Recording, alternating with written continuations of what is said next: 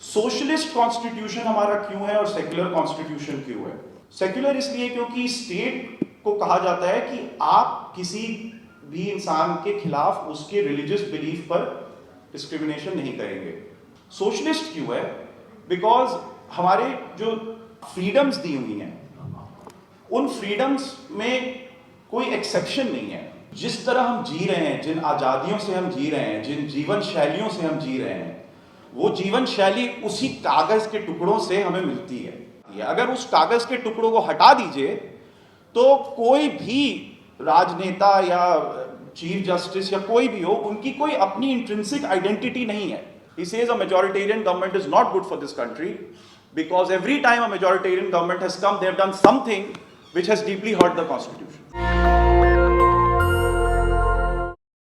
ये कवर है हमारे संविधान का। इसमें अगर आप ध्यान से देखें तो एक कुछ ज्योमेट्री का आपको दिखेगा, इन्वर्टेड ट्रायंगल, या ये एक इन्वर्टेड पिरामिड है इनफैक्ट। और अगर इसको उल्टा करना थोड़ा कोई बुरा ना माने तो मैं करके दिखाता हूँ। तो होता क्या था कि पिरामिड एक समाज को दर्शाता है कि समाज में पावर का जो स्ट्रक्चर है वो कैसे खड़ा होता है, वो इस तरह खड़ा होता है। हमारे संविधान ने कोशिश क्या करी कि हम उसको उल्टा कर दें, कोशिश करी, और वो कोशिश हमारे संविधान के शब्दों में है, लेकिन उन शब्दों को हमने यहाँ उतार दिया है, जो ये हमारा प्रियम्बल है। नाउ जनरली तो अमूमन हम लोग ऐसी चीज़ों को देखते नहीं हैं ज़्यादा, लेकिन जब सीए के रिस्पेक्ट में प्रोटेस्ट चल रहे थे तो आप लोगों ने देखा होगा कि काफ़ी सारी जनता ये लेकर अपने अधिकारों की को डिमांड करने के लिए खड़े हो गए थे विद दिस इमेज। और ये एक बड़ा शक्तिशाली इमेज है, इक्वालिटी, जस्टिस, लिबर्टी, फ्रेटर्निटी। 4 शब्द हैं और बहुत ईजी हैं समझने के लिए, लेकिन उनको जब आप प्रैक्टिस में उतारिए तो वो कितने मुश्किल हो जाते हैं वो मैं आपको बताता हूँ। एक डिबेट बहुत ज़्यादा हो रही है आजकल और पिछले कई सालों से हो आ रही है कि प्रियम्बल में वो जो 1970s में 2 वर्ड इंक्लूड कर दिए गए थे। सेक्युलर जो ओरिजिनल संविधान में नहीं था, ये ओरिजिनल इनैक्टेड है। उसमें मैं पढ़ के सुनाता हूँ कैसे। We the people of India having solemnly resolved to constitute India into a sovereign democratic republic। तो सिर्फ ये 3 थे, राइट। फिर हमने इसमें सेक्युलर और सोशलिस्ट वर्ड 1970s में डाल दिया प्रियम्बल। सोशलिस्ट कॉन्स्टिट्यूशन हमारा क्यों है और सेक्युलर कॉन्स्टिट्यूशन क्यों है?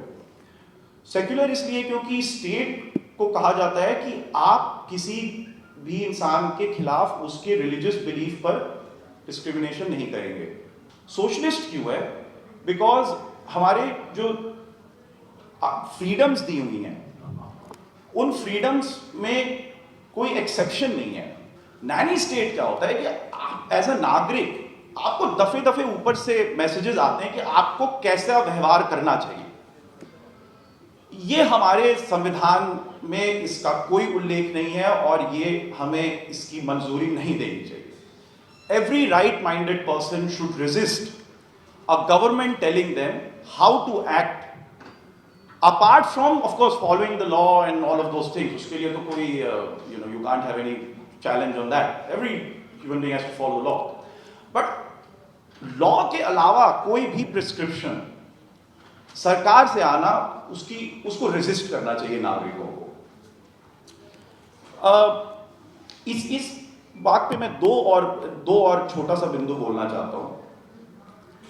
वो ये कि जब हमने फंडामेंटल राइट्स के चैप्टर्स को इंक्लूड करा तो हमने संविधान को एक थीम दी। वो थीम ये थी कि हम एज अ स्टेट नागरिकों को कुछ गारंटीज देना चाहते हैं।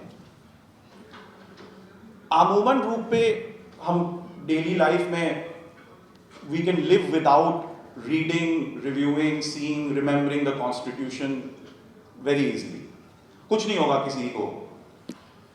बट आई थिंक सेलियंटली कहीं ना कहीं ये बात अपने दिमाग में ध्यान रखनी चाहिए कि जिस तरह हम जी रहे हैं, जिन आज़ादियों से हम जी रहे हैं, जिन जीवन शैलियों से हम जी रहे हैं, वो जीवन शैली उसी कागज़ के टुकड़ों से हमें मिलती है। वो अगर कहीं at the back of the mind ये बात रजिस्टर हो जाए कि वो स्रोत जो है वो संविधान है, अगर उस कागज के टुकड़ों को हटा दीजिए तो कोई भी राजनेता या चीफ जस्टिस या कोई भी हो, उनकी कोई अपनी इंट्रिंसिक आइडेंटिटी नहीं है। आइडेंटिटी सिर्फ नागरिकों की है। So if when all else is taken away, the only thing that remains is the citizen, and the citizen gave the constitution, and the constitution created these instrumentalities of state power, which today has been turned on its head, and the state power is sitting here and the constitution is sitting below, which I think is another thing which we should resist. मैं आपको एक किताब दिखाता हूं, उसका interesting cover है इसलिए।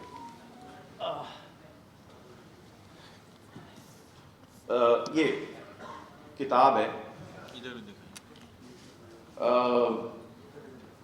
फली नरिमन की किताब है, जो everybody should care about a lot. इस किताब की शायद सब लोग इनके बारे में जानते हैं, और थोड़ा सा बता देता हूँ। 94 साल की इनकी उम्र है।